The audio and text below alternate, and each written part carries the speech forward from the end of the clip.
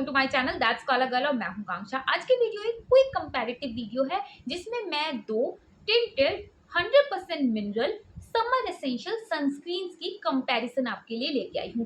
वैसे तो मैंने बहुत सारी मिनरल सनस्क्रीन यूज की है, कुछ टिंटेड और कुछ without tint, but mineral sunscreen generally मुझे सूट नहीं करती। समहाउ मेरी स्किन ऑयली एक्ने प्रोन है और मिनरल सनस्क्रीन जब भी मैंने थोड़े से भी लंबे ड्यूरेशन के लिए यूज की है मुझे एक्ने की प्रॉब्लम हो जाती है। I don't know why.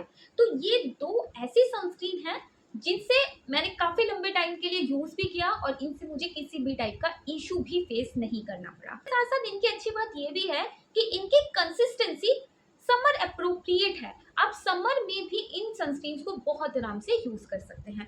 और मैं जिन दो सनस्क्रीन की बात कर रही हूँ उनमें से एक है द डर्माको की SPF 50 PA4+ 1% hyaluronic acid tinted sunscreen gel की, और दूसरी मेरे पास है deconstruct mineral sunscreen with SPF 55+ and PA4+। तो यहाँ पे आप देख सकते हैं इन दोनों सनस्क्रीन को मैंने काफी यूज किया है। ये वाली जो ट्यूब है ये थोड़ी सी न्यू है। ऑलरेडी मैं पहले ही जो टिंटेड सनस्क्रीन थी ना ये थोड़े से 50% वाले पैक में आती थी, उसकी 2 बॉटल मैंने फिनिश की है। तो इसीलिए मैंने बोला ये एक ऐसी टिंटेड सनस्क्रीन है जिसे मैंने ज़्यादा यूज़ किया है और ये मेरी एक्ने प्रोन स्किन के लिए सूटेबल भी रही है। और इसकी तो आप हालत देख ही रहे हो। इसे भी मैंने काफ़ी यूज़ किया, बट इसे मैंने कभी रीपर्चेस नहीं किया। सारी चीज़ें डिटेल में मैं बताने की आपको कोशिश करूँगी।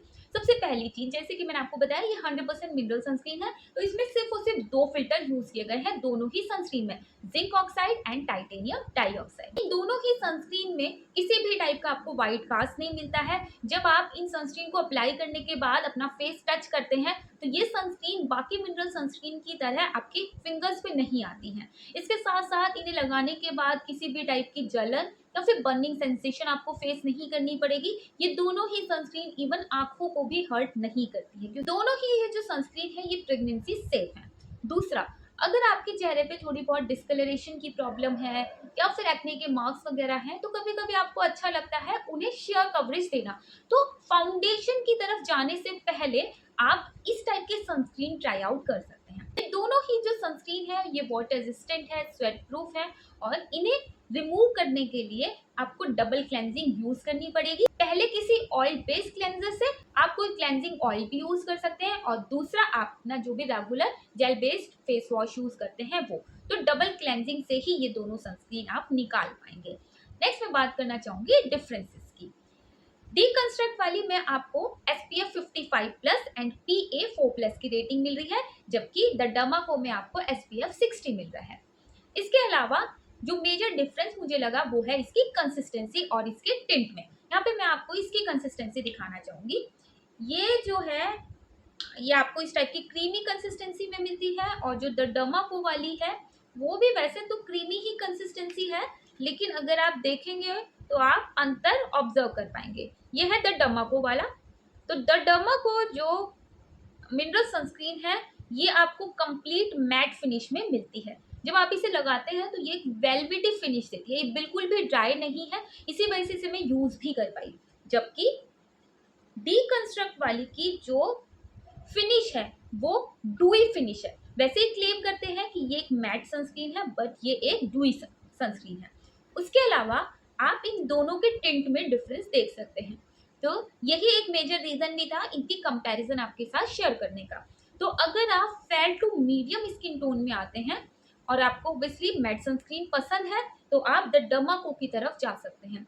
और अगर आप थोड़ा सा डीपर स्किन टोन में आते हैं तो आपके लिए बहुत अच्छा ऑप्शन है डीकंस्ट्रक्ट की टिंटेड सनस्क्रीन। डीकंस्ट्रक्ट की एक ऐसी सनस्क्रीन है जो मुझे थोड़ी सी डीपर टिंट में मिली, इसी वजह से इस सनस्क्रीन को मैंने कभी रीपर्चेस नहीं किया, क्योंकि इसका जो टिंट है जब मैं इसे पहली बार अपने फेस पे लगाती हूँ ना तो मेरे फेस को ये अडेप्ट नहीं कर पाता मेरी स्किन टोन को, और मेरी जो स्किन टोन है उससे इसका टिंट थोड़ा सा अलग है। जबकि द डर्माको वाले का जो टिंट है वो मेरी स्किन टोन के साथ परफेक्टली मैच करता है।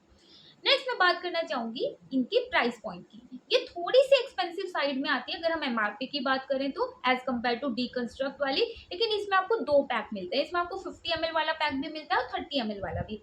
तो आप चाहें तो छोटे वाले पैक से स्टार्ट कर सकते हैं, और इसकी MRP जो है 30 ml वाले की वो सिर्फ 499 है, लेकिन Amazon या इनकी ऑफिशियल वेबसाइट पे आपको इस पर अच्छे खासे ऑफर मिल जाएंगे। सिमिलरली ये आपको सिर्फ और सिर्फ एक पैक में मिलती है, लेकिन उसकी ही MRP 467 ₹467 है, तो 50 ml क्वांटिटी आपको सिर्फ और सिर्फ 467 में मिलती है।